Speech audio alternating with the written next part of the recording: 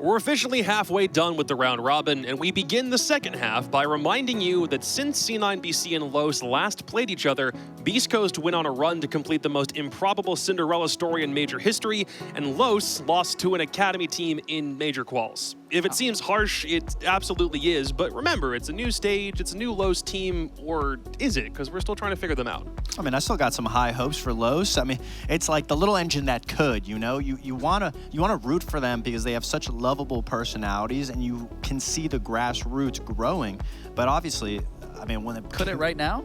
In this game, in this matchup? I don't know. The little engine could? Surprisingly enough, I think this game of the day is the one that could be the upset of the day, just because Los is going to they're going to take a game away from one of the top teams. I got a good feeling about it. I don't really see that happening. I mean, C9, like I said, they are just looking better and better. And, the first game, we're just wiping that off. They just came back, and then they immediately hit the ground running with the games right after. Beating Luminosity, beating Wildcard. Sure, maybe not the strongest opponents. I don't want to take anything away from Luminosity, but they are still looking very dominant nonetheless. Yeah, last time C9BC and Los played, that was back in Stage 1, and it was a 7-0 for Beastcoast. We're hoping, C9BC themselves are hoping that same result comes up here. It would be a really nice way to get out with a very, very fast win against a Los team, but still trying to find their footing. But as far as C9BC is concerned, they're red hot with those last two games that they played. Oh yeah, absolutely, and they just look better and better with each and every single game that we've talked about. I mean, we talked about Gunnar in the interview. He's talking, they want to work on their discipline, and not just discipline, consistency has been the forefront of this team, especially falling off of Major. We didn't see them at EWC, but they come back in here, and like I said, they have been improving. And to speak of consistency, there is a player we have to talk about. That is Gunnar Esports. It's Gunnar Esports, to say the least. I have seen on Twitter, who's your top 10 players?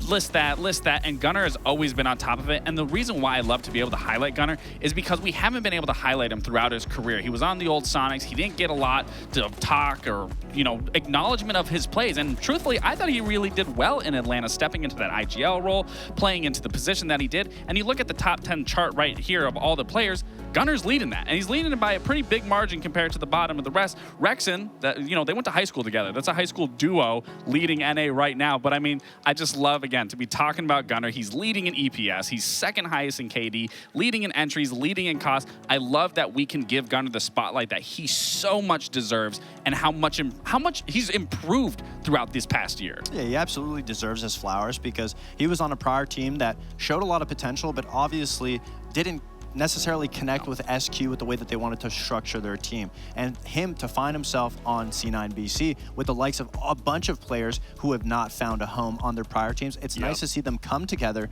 be an entertaining team to watch, all have so much fun playing with each other. It's very infectious to watch the C9BC team play, especially since they're so entertaining in their play style as well. And it goes to say, just because you don't find success on one roster doesn't mean you can't find another. And Gunnar and the rest of the C9 Beastcoast roster are doing just that. Unless you're a Troy Canadian, in which case any roster that you touch, you end up winning a trophy with at some point down the road. But we'll talk about Sonics later. Let's get to Los, a team that's still trying to find their footing. The only win that they have so far on the stage was over OXG, and we know how that team's panning out. So now it's a matter of them finding their own identity, but it's still a struggle, because when they played Dark Zero last Friday, they lost 7-4 on Club. A struggle is the perfect word that I could use to describe Los, just because strategically, they're definitely got a little bit of baby steps going. So individually, their performance has been a lot better than Stage 1. Sure. Stage 1, they looked very disconnected. It didn't really look like they were playing off of each other. But when they're given those opportunities, like against OXG, they more often than not are winning those 1v1 situations.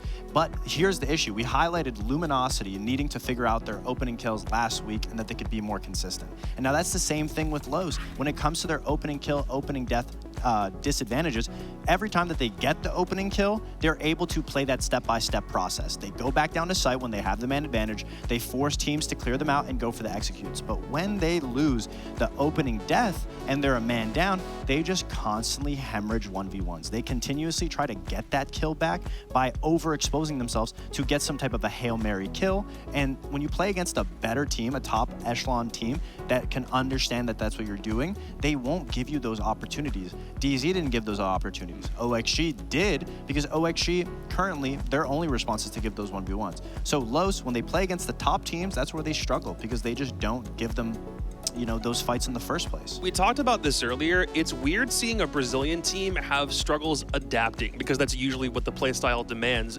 Does it feel like Los is playing more like an NA team right now or a Brazilian team? I'll say this. I think they're obviously all significantly better than what we saw last stage, but I also think it's adding Wizard and Arthur that you're now transitioning them from a Brazilian style of play and getting used to an all NA style of play that I think obviously as time continues, we will see them get a little more comfortable, get a little more used to how NA plays as a whole. But still, I think it does go back to your question of, is it more Brazil, more is it NA? I think it's still a combination of both, only because Arthur and Wizard just came over. Yeah, I think winning their 1v1 engagements is the base start of where you need to go. I mean, from where they were stage 1, there's no real upside to what they can do. Anything is possible. So now that they have Arthur and Wizard and they're able to just really focus on winning gunfights, that's the first step. Now that you're getting those kills, you can now add every layer of strats and strategy. And I mean, Consulate is not a map that we've seen Los do well on, but obviously they're comfortable on it. It's not Los I'm worried about here. It's the fact that last time C9 BC played it, it was against Wildcard, and that was an almost flawless half on defense. So pick your poison if you're Los. How do you win this one? You have to attack first. That's immediately the weakness that we see here. What do you do?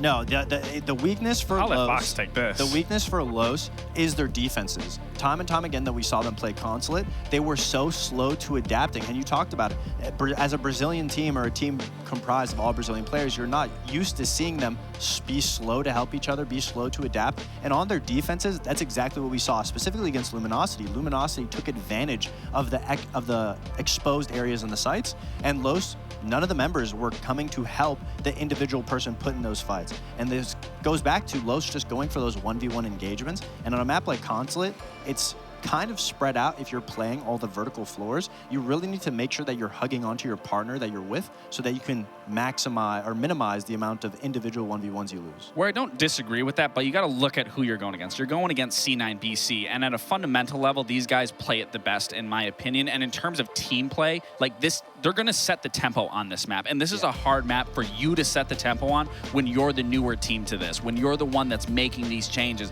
Whereas again, C9 Beastcoast will set that tempo. They will force you to play their style of Siege and will force you to play into unwinnable positions that you naturally will have to piggyback off of and make work. And that's where, like, this map specifically, and seeing how C9 Beastcoast just played it, and you're Los going into this, I mean, you better have some crazy prep or just really understand what you want to do to thwart off these attacks and defenses from C9. If you're Los, the little engine that could, it's playing against C9 a little BC, engine. You're definitely going to be put into the parking lot, wherever the trains go at night. I don't know.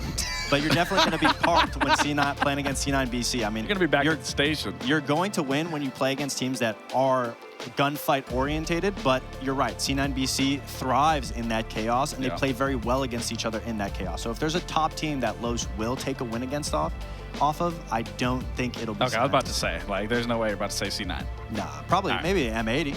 I don't doubt the idea that an upset is definitely possible, but against a C9 BC team that literally just went to Consulate, just won really decisively on Consulate, maybe it's not here? I don't know. We'll find out. C9 BC would certainly love to get this matchup over with as fast as their game from Stage 1, so Parker and Jesse will walk us through whether Consulate is as bad as their Stage 1 matchup was. Well, I mean, it's always fun when you get the defending major champions into a matchup. I like the Los as the little engine that could, by the way, because, well, I mean, I don't know if they're little. I mean, they've got some big names on their side of the thing, Jesse, but results in North America have not really been their thing. If we go back to Stage 1, they finished with 4 points, 1 regulation victory, 1 overtime loss, 6 regulation losses, and they had 34 rounds in their favor. Well, Los obviously haven't played that many games so far. They played 3. They're at 14 rounds won. They've already hit 1 regulation victory. Can they topple the defending major champions of Cloud9 Beastcoast? It's your favorite part of the day. It's the operator bans. Take us through them, Jesse. Well, Parker, we got some shocking results coming through. We've got Blitz to be taken out first, and then it's going to be Damo second. These teams have both played this map once. Neither of those operators were banned in their previous matchups. East Coast previously banned Grim. Los banned Ying and Kaid last time. Finally, we see 1 repeated operator. Beast Coast will ban the Valkyrie just as they did when they played this map last week. So Some new operators being banned out for these two teams. I'm particularly intrigued by that Blitz ban. Blitz can be a really strong operator, especially for attacking Piano on this map. It can be really good to jump in and surprise the defenders, make a bit of a rush play. Also, any shields can be really good on that site just to plant if you don't have full vertical control. So Blitz a great operator, and I think it makes sense for Cloud9 Beastcoast too, because C9BC love their shields. They're a big shield team, but they're usually more of a Monty team than a Blitz team. They've got Hot and Cold, who is one of the best Monties in the world. They've also got Spirits, who's one of the best Blitzes in the entire world. So they've got players that can be good on both. But with Monty being their key operator, being their operator that they've had the most success with, it makes sense that they want to see that one alive. On the same side, Los are really good at shields too. Expect to see Arthur on that Montaigne at some point during this game because he loves playing around on those shields. 5 seconds left before insertion. I'm just waiting. All right, he's locked in. You called it. Wow. Excellent job done. First shield ban of the day, by the way. Deimos being banned out, not really that surprising. He had a very high ban rate at Manchester, and then since then he's not really been banned as much in the regular stages as I thought he would be. In fact, he's still in like the single digits. One ban, I think this makes number 2 if my numbers have been updated in total, maybe number 3 at absolute most. But I mean, he's a tremendously powerful operator, and we talked a little bit about this in our second matchup of the day, but it should be repeated for this match too, in case people didn't watch. That teams will apply Deimos depending on the bomb site and depending on the way that they attack the site very differently. Whether you want to use him to gain quick control over a roamer or somebody who might be playing off-site, or if you think that you've got a pretty decent attack and you can keep him alive until the final 40 seconds, and then use those death marks on the remaining 1, 2, potentially 3 players that are still on the board. Nice bandit trick here by Gunner, and it looks like everything missed out, and the electrification will continue with those double shock wires on the wall. Gunner taking a bit of damage from those Maverick holes, and honestly, the fact that Los didn't bother to open it up at the bottom does surprise me a little bit. Yeah, a little bit odd that they weren't able to stop that, but regardless, they should still get the wall. They are a little bit maybe petrified of this window. Some flashbacks coming in of C4s a couple weeks back. You'll remember that game. They've had some bad experiences on this window. There's no C4 on it right now. It's Spirits who's currently on the other side of it. Just playing the castle. Not going to be available. In fact, both C4s have already been utilized. I didn't notice any of them going out, but the HUD will tell us that there are no more C4s in the pockets of Cloud9 Beastcoast, so that'll be a relief. Spirits will still take down the first kill, though. It's Sexy Kick on the Ram, whose whole job was to try to hold up above, take some of that ground, and he will not be successful going down first person. Yeah, no C4s. You still got to be careful, especially with the Monty having so much trouble getting through that breach. A little engine that could. And now they'll charge after the castle, but Spirits has lost his opportunity. Arthur will pull out the pistol, and the opening pick for Los will come in. But all that does is even the man count. Now Houghton needs to head for the hills, but there's follow-up. Farius right behind the Monty will get the drop. Monty is still up, by the way, even if Farius is dead. Arthur and Legacy are the last 2 remaining. Legacy has been a big standout for Los. 10 seconds remaining. Needs Arthur to get that diffuser down. He won't get it done. Gunner, who was so pivotal the very first moments of the round, along with Gavin, will seal the deal on the first round, giving C9BC a victory. All right. Not the most inspiring first attack. It is Consulate. You typically think of this map as defender-sided, but for Los, no map control was taken. They didn't manage to get in up above. They didn't have any horizontal control. They had no players over towards Piano. I think their game plan was we're going to enter Electrical, we're going to go down these back stairs, and we're going to hit inside of Server. But they had so many problems getting the Monty in the breach. The map play that was coming out just couldn't make a hole large enough for the Monty to fit through that they just decided, screw it, we got to pivot. They hit Archives. I mean, it wasn't the worst push I've ever seen. They certainly got a couple of kills going in there. I thought the Monty play was actually quite good from Arthur. Got them a couple of kills, got them some extra space, but when the collapse came through from Cloud9 Beastcoast, there was nothing that Los could do.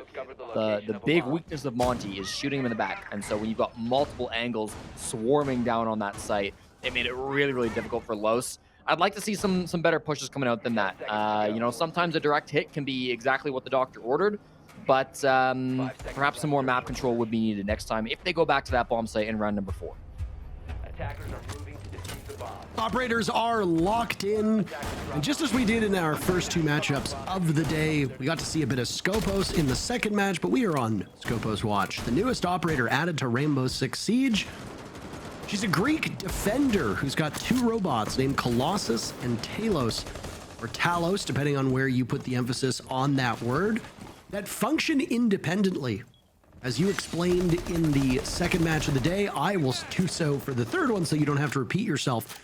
Basically, you are one drone while the other Pantheon shell, as they are referred to as, though they do have their own respective names, sits effectively unengaged or disengaged, as you could say, inactive. It sits there like a bulletproof camera, and you can use it for information, but as we saw in that OXG M80 matchup, you can smash them, break them open, all that jazz. But if you die as the active robot, that's it. You're dead. Not in real life, but in the game, I suppose. Well, Cloud9 Beastcoast hoping to not be dead in this round. I like my transition there. They got to deal with this clash. They want to go for a classic kind of CEO repel in, jump out, bait that. It's going to be a wizard up the hatch, actually. I think they're going here, Parker. Yes, they are. In with the defuse kit, in with the Amaru shotgun as well. The clash, however, putting a bit of a problem on that. They're going to be aware of this Amaru position, and it's so awkward. They swing in from behind. It'll be the zaps from hot and cold to finally get it done. But the defuse kit went down, and we now find ourselves in a 4v4 post. Actually crazy to think that Wizard died to the shocks from Hot and Cold Shield. You don't see that every day. Gavin looks for a pick on the window. Diffuser ends up claiming the pick instead. Gavin bleeding out, but still salvageable at this point. Sexy Cake sees one body up towards top spiral. He gets hunted down by Diffuser, who'll now also be able to revive his teammate. Big round for C9 Beastcoast, but they are behind the times when it comes to this Diffuser. It's almost past the point of no return. What is going on here? Nobody from C9 Beastcoast will be able to get the job done. An excellent closeout as the defending champs are looking at all of the wrong players. The diffuser planted under their very nose, and Los gets the objective work done and wins the round because of it. Wizard, I'll give him the credit. One of the best rounds I've seen where the player gets 0 kills and doesn't really use much utility either. Up the Amaru hatch, the biggest thing he did in that round was he distracted. He was so attention grabbing. Nobody knew that that plant was going down because they were so focused on that Amaru that jumped up the hatch. The Clash was watching the Amaru. The smoke rotated over to deal with the Amaru. All of the operators that you would expect to be denying that defuse kit were distracted by Wizard. Spirits and Hot and Cold both making this rotation instead of focusing on the plant. And that's such a difficult choice to make because this is such a hard post plant for the defense to win, especially with Grim getting up on that rappel. It puts your team in such a good position to get that defuse kit onto the ground. So a good strategy from Los. The distractions came out perfectly. The Toxic Phase almost doing more harm than good there as it kind of made it more awkward to jump on the disable right towards the end of that post plant. So beautifully done with that execute. You know, it's not flashy, doesn't get a ton of kills, but it really does pull that attention from Cloud9 Beastcoast. And sometimes, Parker, that's all you need. Attackers are moving to defuse a bomb. Been watching the Hard Breachers today just to see where we're at for the attackers dealing with what the defenders bring. And, you know, Maverick obviously was a staple on Clubhouse. You'd come to expect that. We also saw Maverick on that very first round. But this time, you've got Hibana, Thermite, and an Ace. 3 Hard Breachers being brought is not, I wouldn't say it's abnormal, but it's certainly not common. Yeah. Very quickly, the Ace of Wizard was able to open up Blue Wall. And now the focus will be to open up Garage Wall as well. Various will wait out the Twitch drone to zap away at the bandit batteries, and a nice spot for that drone to be nestled. Zono canister goes out, and it won't stop it, but it will certainly freeze it as the Twitch drone shocks it away, and it gets opened up immediately. Really good utility use there from both teams, but Los comes out ahead. Yeah, I love that shock drone play from the IGL of Los. Making sure that that wall does get opened. The Hard Breach, they brought a lot of it, but it accomplished its goal. Everything that they could want is pretty much open now. You'd maybe like to get the hatch. inside of Garage, and that one might be a little bit difficult because you haven't actually entered the map. Wizard is technically in electrical room, but that's about it. Everybody else still up above. It's going to be likely a pretty horizontal take anyways. The main breach might be where the plant goes down, but a lot of this focus will come down inside of server. Means that Spirits might be the first point of contact. These Toxic Babes could really stall out, especially if they bring the Monty over, and that's exactly what they've done. But not if his head gets blown off first. Spirits not able to do anything with denial on that smoke. The first casualty being on the side of C9 BC does not bode well for the North American team against this Brazilian behemoth in Consulate. Los win the round flawlessly. That was very quick. And honestly, it looked a little bit easy for Los. C9 Beastcoast, or Cloud9 Beastcoast, we use the terms interchangeably here, isn't having what I would call a championship hangover, but is certainly not excelling the way that some people might have expected. It is worth noting that when they just played under the Beastcoast banner by itself, they had a bit of a slow start to stage one, and it took some time for them to find their footing, figure other teams out, and most importantly, have other teams try to figure them out. I don't know if it was because they relied so heavily on shield plays or not, or maybe they were just the best to adapt to a new meta, but the start for this stage for Cloud9 Beastcoast has not been without its struggles. 2 regulation victories, 1 overtime loss. Most teams would be exceedingly happy with that stat line. But Cloud9 Beastcoast have not made it look easy, despite the fact that they've won in regulation twice and only lost in OT once. That OT loss, by the way, suggests it should be very close scoreline-wise. Cloud9 Beastcoast only has a +6 round differential, which admittedly is better than a lot of the other teams above them in the standings, but it doesn't really show dominance. What we can see from the standings in North America, though, Jesse, is all of these teams are so evenly matched, with the exception of maybe the bottom 3, that we expect all these games to be bitter contests. Los is in the bottom 3. And I think some people were a little surprised with their matchup against Dark Zero. And now, even though it wasn't a victory, it was still a decently exciting match. And now Los has the advantage on attack on Consulate against C9 BC, and it prompted a very early timeout to be burned, it appeared, on the side of C9 BC. What do you think the troubles are that we see the defending champs dealing with? I mean, a lot of it's been this Monty. You know, it's been brought twice now from Los. Once it was successful, once it wasn't. But in both rounds, it had an impact. You know, it feels like they don't have great answers to the Montaigne that's coming out. I'm sure they were expecting it, right? Arthur plays this operator so often.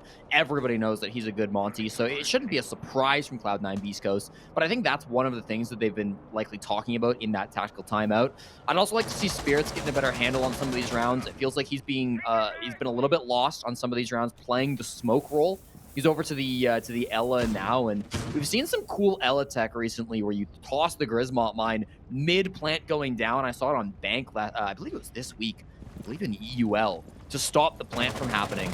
I'm not sure if that is the plan from Spirit. I don't know if he's utilized all his utility already. But in any case, they've got to be able to do something about this Monty, because it continuously has been a problem, a thorn in their side, and they also need to be able to find a way to stop these plants when they're going down and not get distracted, as sometimes they have been. It'll be a new bomb site, of course, here on Piano, and I don't think it's going to be a full clear from Los. This could be an explosive execute where they just jump in the Piano window. They try to get a plant down.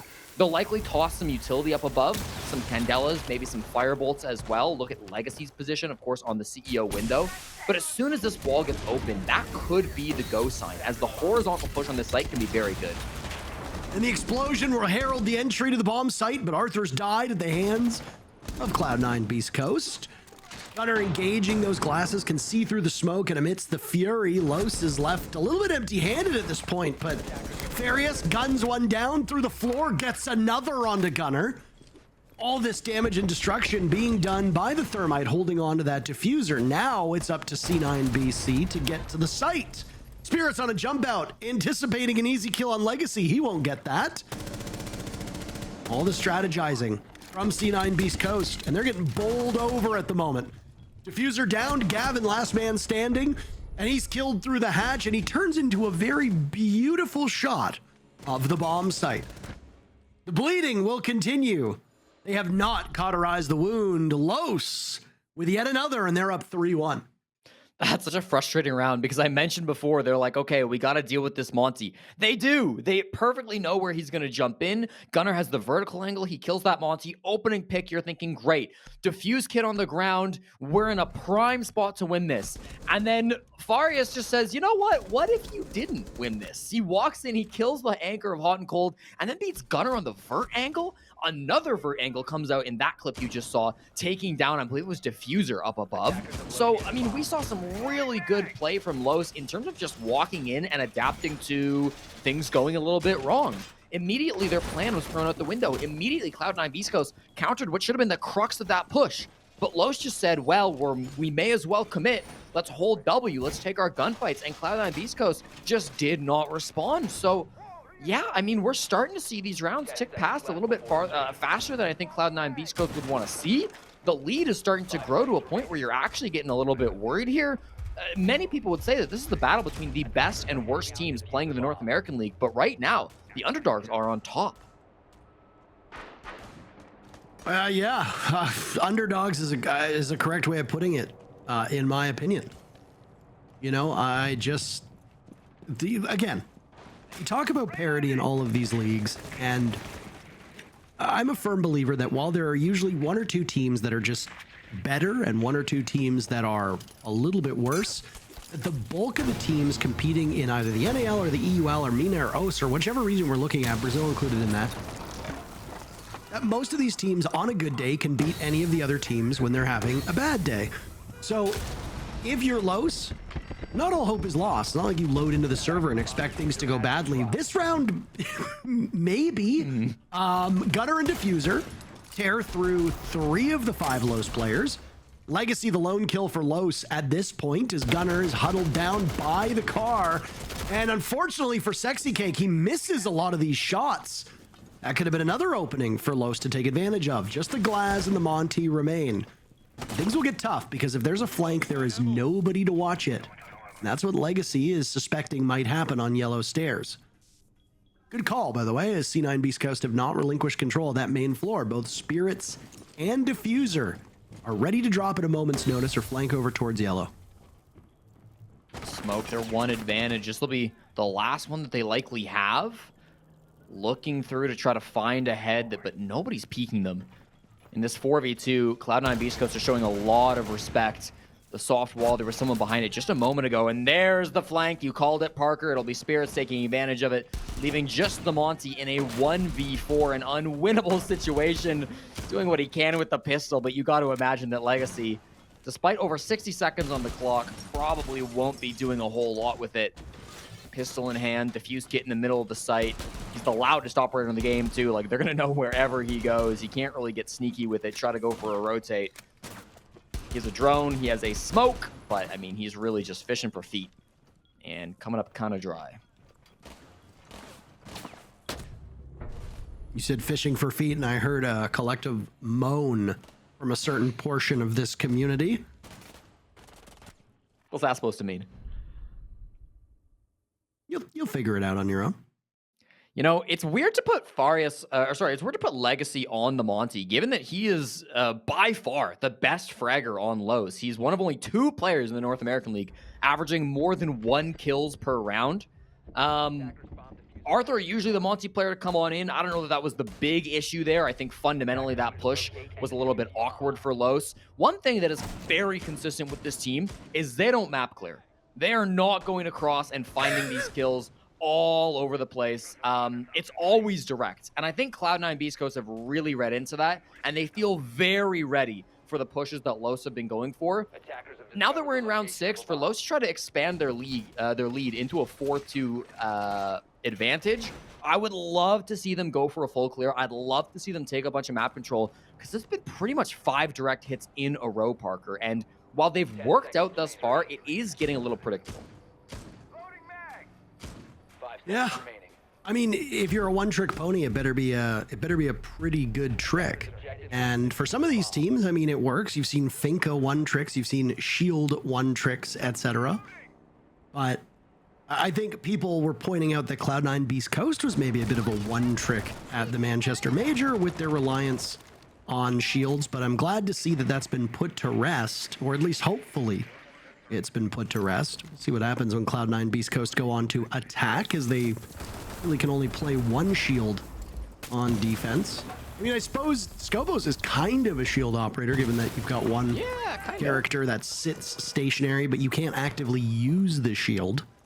So, but either way, Blitz is banned out, so Monty's all that can be brought, and Los has brought the operator a couple times, but not with the same reliance that we had maybe expected. Right now, the main focal point for the attack, Jesse. Visa. Clear it out, get towards that bomb site, but easier said than done because you're only a step or two away from the actual bomb site. Yeah, still looks like they're not going to full clear the map, so they do like their direct hits, and with the focus around Visa, it seems like that's going to continue to be the game plan. They've got good drones up on the mid floor. They are finding these players inside of Piano. If they do clear this Piano players, that's actually a lot more control than they had last time. This was a big problem that halted them, but no, we're right into the bomb site, and it might be a free pick to start us off, although we're whiffing. Farius goes down. Spirits with the secondary shotgun will take him out, and that could have been the gap, but again, they're just not able to capitalize off of it. Arthur will give comms now as he looks for maybe more of a direct hit as well towards Zulu, or benches as some will call it. Instead, tails off. Multiple windows close to the bomb site as Legacy is waiting for the all clear, still over towards Visa. Losing Farius is a big deal for Los, but what have they done? They've sent Wizard downstairs, and if nobody is watching that position, he could find the jump on them. Right as I say that, though, hot and cold, sitting in this position. No!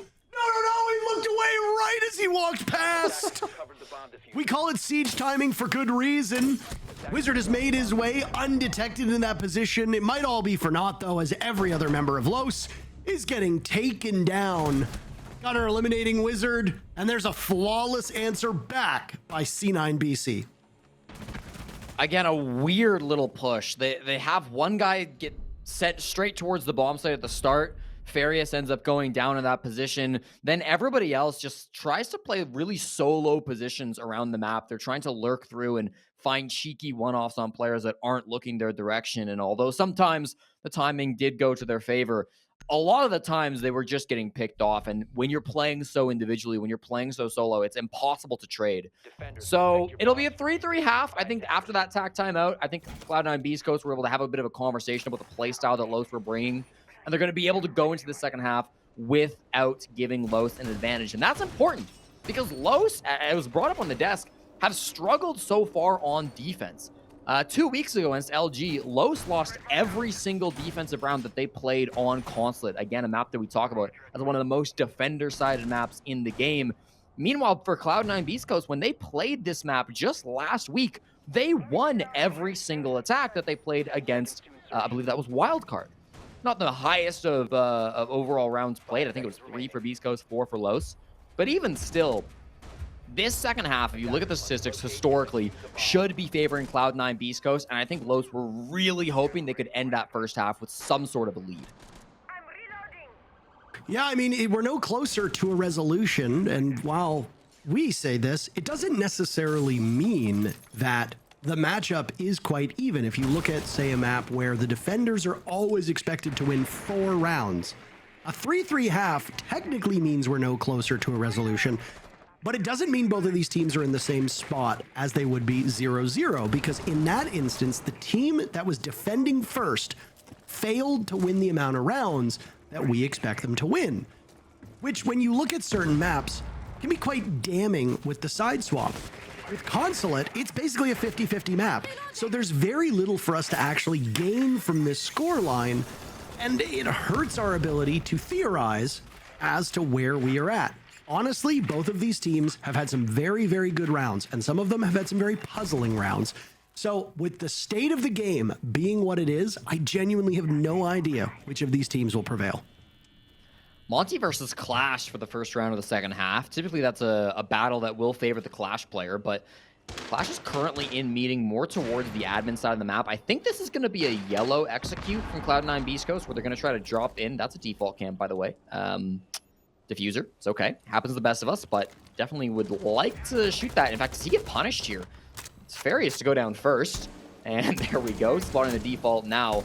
All right, well, Still going to be interesting to see where this defuse kit does end up coming. Hot and Cold has it, and he could go for the yellow drop. He could also drop Spiral if he's really feeling like it. They have full bottom floor control, so they could be pretty confident that nobody's going to jump on up and go for a flank. And look at this. With that kill on Defarius, they have hacked the cams, and they have perfect intel. They can feed all of this to Diffuser until that cam gets destroyed.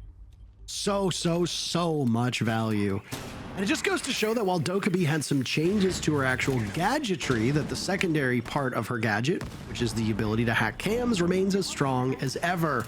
Gavin has been dropped, but is still retrievable, as there's some nearsightment going on to Diffuser, and he can't see, but C9BC don't really care. They're still doing an immense amount of damage.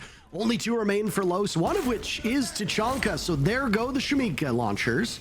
Molotov shot out at the footing of the Monty. Wizard seemingly rebuffing it, and we've got a shield fight in front of our eyes.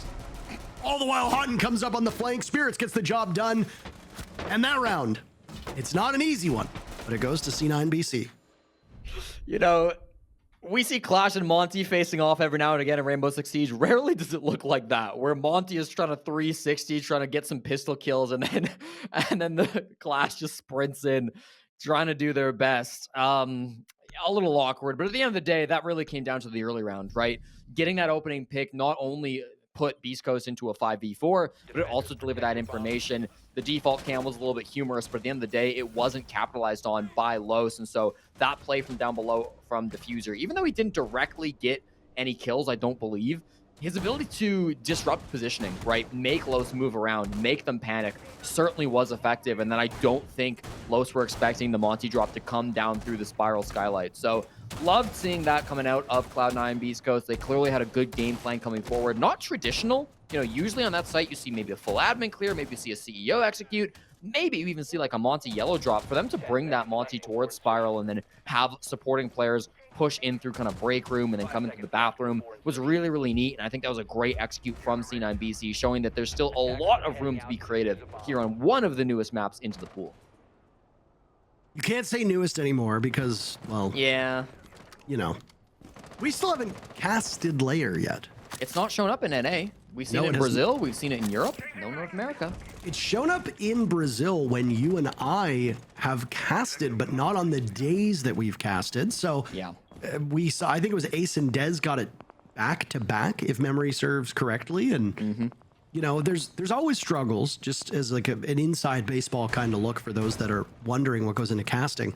There are always struggles when you have a new map that you might not have as many game day reps casting as you do other maps. I can cast most of these maps blindfolded, but not layer, obviously, because it's still so new. And doing so when you're covering another region that plays differently from what you're used to seeing and is in a completely different language, there are challenges that you might not think of. I know this firsthand because if memory serves correctly, the very first day of Nighthaven Labs being in the map pool, I had to cast it with Pengu in Brazil, and boy, oh boy, it was a tough day. Just as this round and this day might be tough for Los, as C9BC, while having some struggles on defense, have really figured it out on attack, and they've got the first 2 picks of yet another attacking round to put themselves in great position. Los are such a weird team on Consulate. Usually this is a map where everybody can defend and nobody can attack. Los are the exact opposite across 2 play days now. We'll see what they can do in the 3v5. They've got good utility still. I mean, lots of C4s, 3 of them. One is pre-placed at the moment as well. You can tell that by the colored-in dot at the top right part of your screen. They are likely trying to bait a kill with that pulse scanner being held by Legacy. It's Arthur's C4 that is pre-placed, and he gets the call and gets the kill with it. Brilliantly played. That's going to be a good bit of information. The kills are still being traded out, and this is not going to be an easy hold. Not at all. And they know what's coming. Beast Coast uses the wave, and they were hoping for it to crash down. But no, Legacy himself is keeping this round competitive. Wizard is not far removed either. Gavin and Gunnar have 45 seconds left. Neither hold on to the diffuser, so they will either need to retrieve it or just ultimately get the kills. Gunnar shrugging off a bit of damage. He takes care of Wizard, and Gavin is there to finish off Legacy. The round started so well for C9BC, but then maybe a bit of panic took over. They let the nerves settle, and they went back into full control of the round. Their lead now, 2 rounds. I was really rooting for Legacy in that round. Got 2 kills, commanded the 3rd kill as he was the one to call for that Nitro Cell frag to come on out to start that bit of a clawback. They got it down to the 2v2, but wasn't able to do anything, and now looks like we're going to have a bit of a timeout being pulled out. Los are slipping. Los are slipping on these defenses, and it's been a consistent problem for them throughout the stage on Consulate. They've yet to find one to steal from the desk a little bit. When Los are on defense, they look like a train in a parking lot, Parker. They're just out of their element. I would say like a train at a mall. It's nice to look at, but it's not really going anywhere. You know, it just kind of. Remind me where you're from again. I'm from Edmonton, Alberta, Parker. And tell me, there happens to be a particular big tourist attraction in Edmonton, is there not? Yes, Parker, we have the largest mall in North America, the West Edmonton Mall. Wow, and I mean, if there happened to be, like, say, an amusement park in it, do you think that would be reasonable to have in a mall of that size? If you went to that amusement park and say there was a train there, could you realistically expect that train to take you to a certain destination, or would it mostly just be going around in circles? I don't think there's a train. There is a big boat, like a pirate ship. Not in the amusement park. It's too late to change metaphors. It's too late. It's too late. We have to keep going with the train. Then you're right. Humor me here. Were there a train? Wait, actually there is a train. It's like a little kiddie ride, and it goes around the amusement park. It doesn't leave the would you say it amusement goes park. in circles? Yeah, it doesn't go anywhere. So you understand the metaphor I'm using now. Yeah, no, I think from the start, I think I 5 seconds got it. left Yeah. before insertion. No, yeah, you are saying, Jesse Chick, you are saying that Los Attacker's objective is to defuse the is bomb. an amusement park train in the Kittyville of the Edmonton Mall. I'm saying that this game looks really bad for the Brazilian team, and I think Cloud9 Beastcoast know that to the fullest extent because they're going to try to close this out 7-3 with a flawless attacking half for the second time. They're going to do it with Hot and Cold on the Monty. They're going to do it by starting with a breach. Now, there is both Mute and Kaid and Bandit.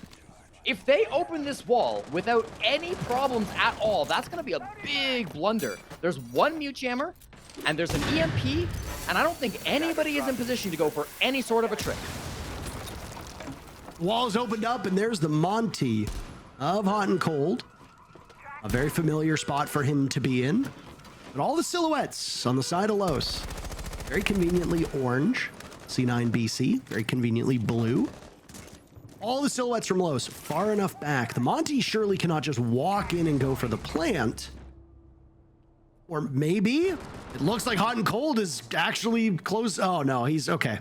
So there's at least some small line of defense for this defense. You can't just sprint all his way to servers. Drone work will need to be done first. Leadoff pick comes from C9 BC, by the way. Yeah, Sexy Cake taken out on that Vigil. We know how powerful the Boss G can be. I actually didn't catch if he was running it. Typically, you do see that, but the K1A definitely does still see some play. We'll have to find out if they can do much. There's so much map control being taken by Cloud9 Beastcoast, something Los didn't want to do. We've got players in the top floor on this bomb site, not something that Los were willing to experiment with. And Hot and Cold's going to walk into his first problem. He doesn't have Diffuse Kit, so if he dies, it's not the end of the world, but he is in an awkward spot all by himself. He can maybe try to bait for some kills if anybody else is able to walk down Spiral or have any other type of an impact, but currently he's met a bit of a roadblock. As long as there's a crossfire being held by Los, there's not a lot that he's going to be able to do. So currently he's just chilling. He's waiting for his teammates to go through the top floor, come on down, go for an execute, dying to Farius. That's not ideal.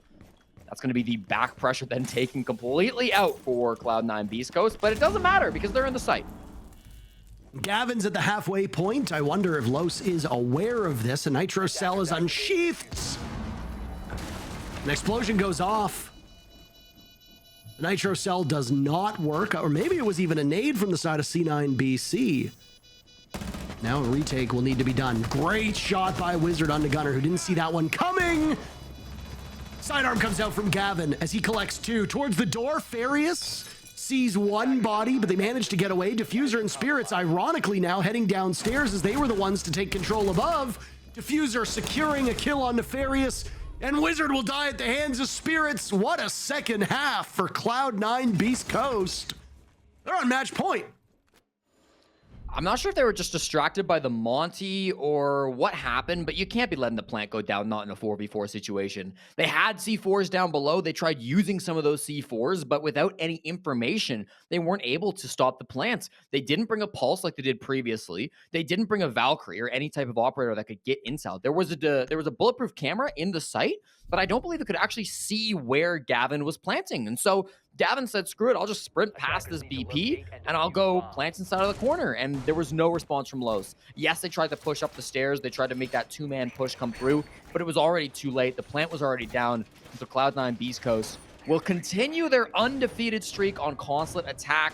This was a 3-3 game. It was a 2-1 lead. It looked like Los could be maybe making the upset the desk thought they were capable of, but it seems like that has very quickly slipped away, and I don't know if they're going to be able to run defense back to back to back to force an overtime now.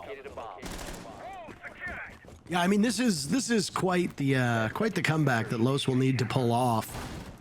If you look at their record so far through this stage, 3 rounds against Luminosity, a victory over OXG. OXG, who sits at the bottom of the standings, the only team so far without a victory. Then Los had the day off. They didn't get any points. They didn't win any rounds. They didn't lose any rounds.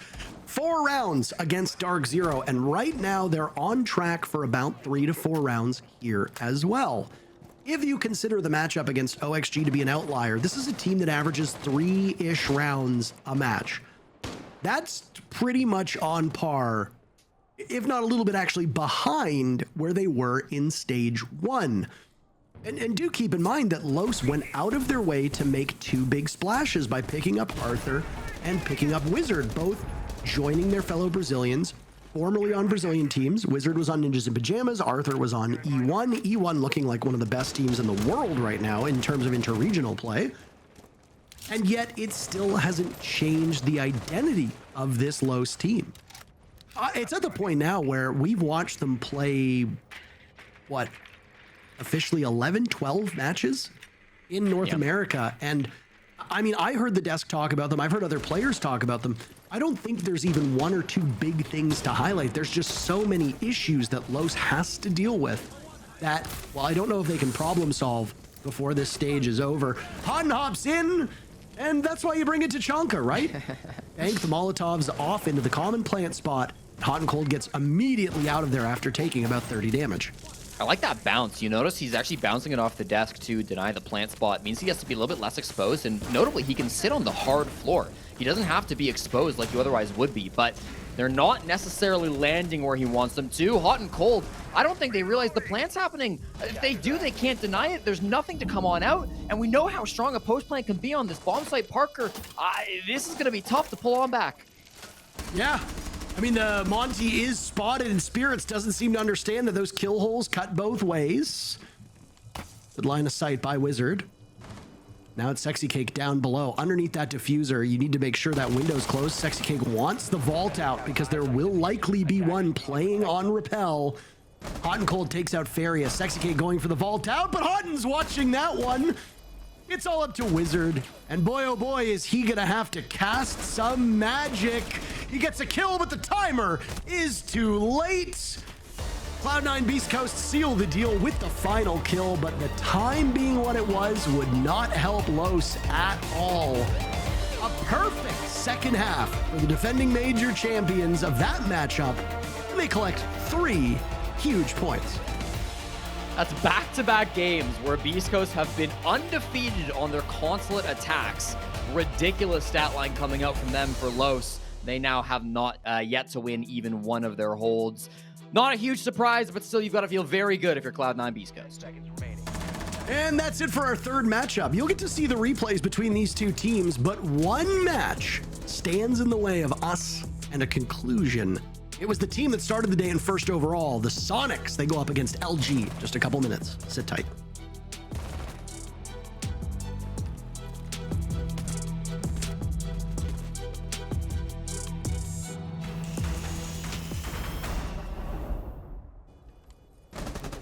Okay, pick up yellow last. You took my clay kill, man! Don't peek. GG. I'm peeking. Don't peek! Oh my god, bro. Yeah, no time. Nah, you guys almost just trolled. You took my clay kill, man.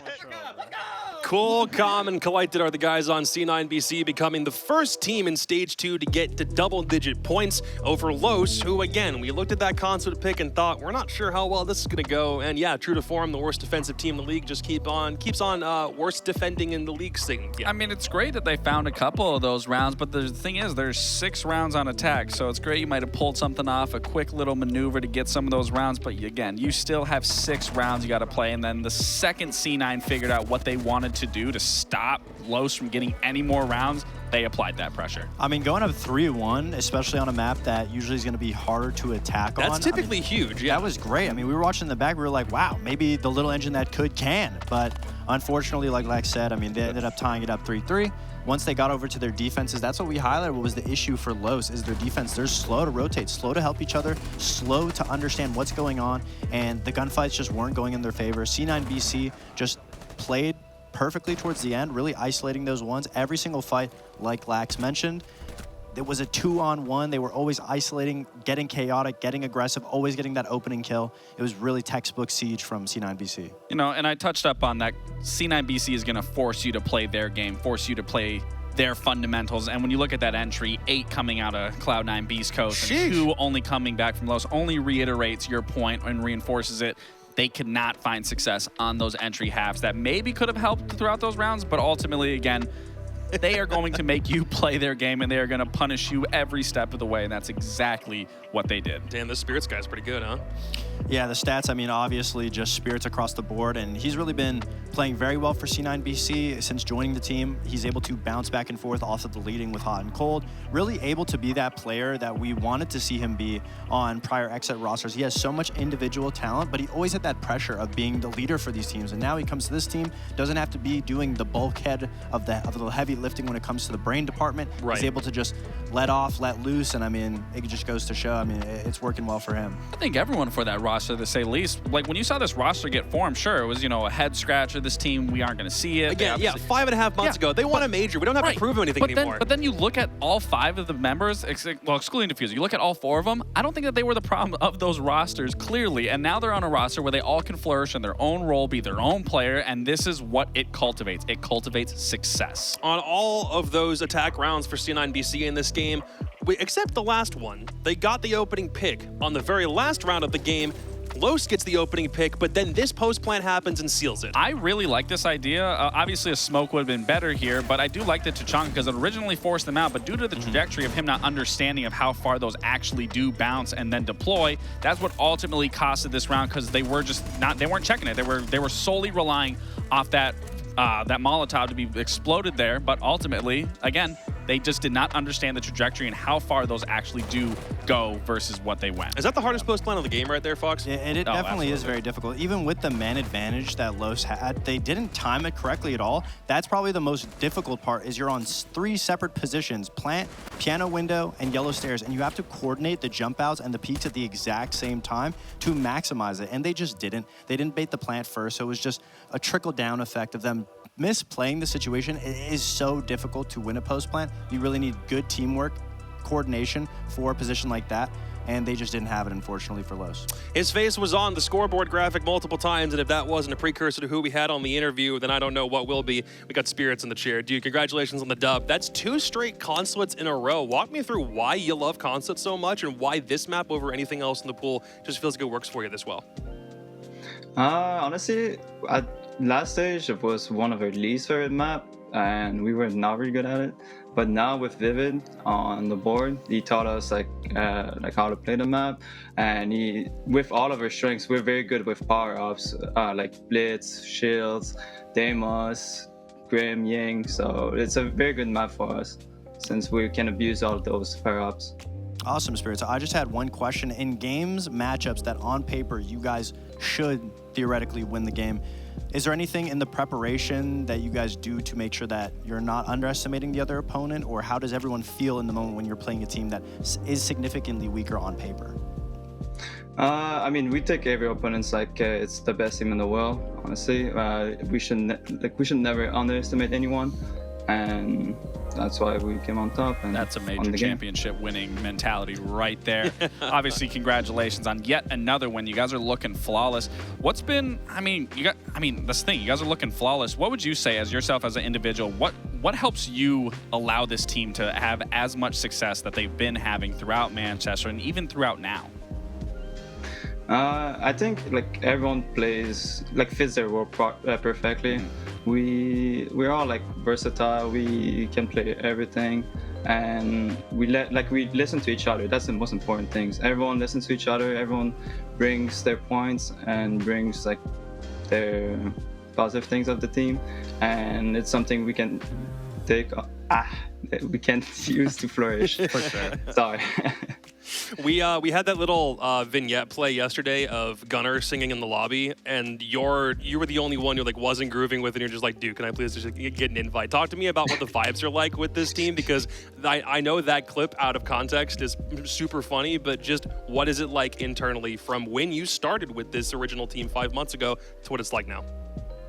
The team vibes has been amazing from the beginning to the start. We have our highs and lows, obviously, but what's amazing is that we push through it and we find a solution. When somebody's putting a stick in our wheels, we've come up with a solution, and we always have great vibes.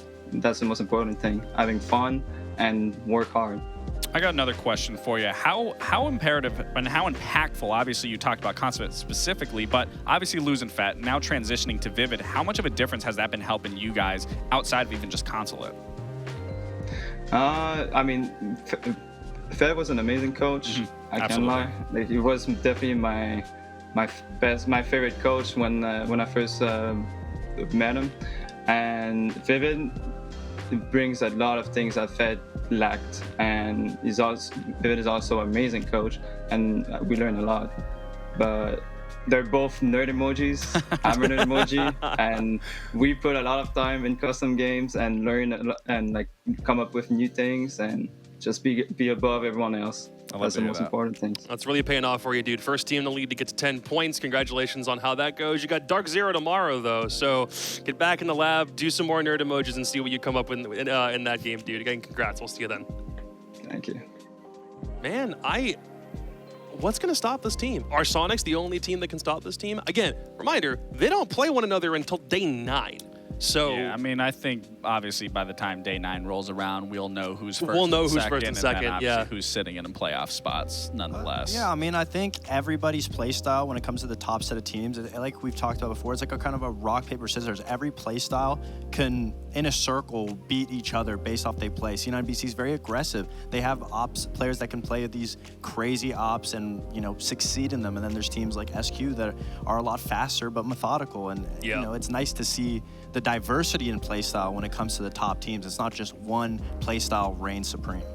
If you thought we had a really good day so far, you ain't seen nothing yet, because the game I've been looking forward to the most, Luminosity and Sonics, ends day 5, and we'll get to write that after the break.